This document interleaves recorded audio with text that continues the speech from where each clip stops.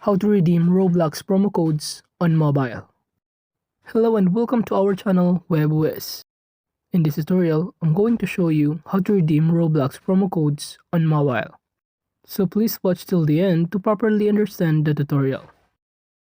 So the first thing that you need to do is to open your browser, and on the search bar, kindly type roblox.com/promo codes and just search on it.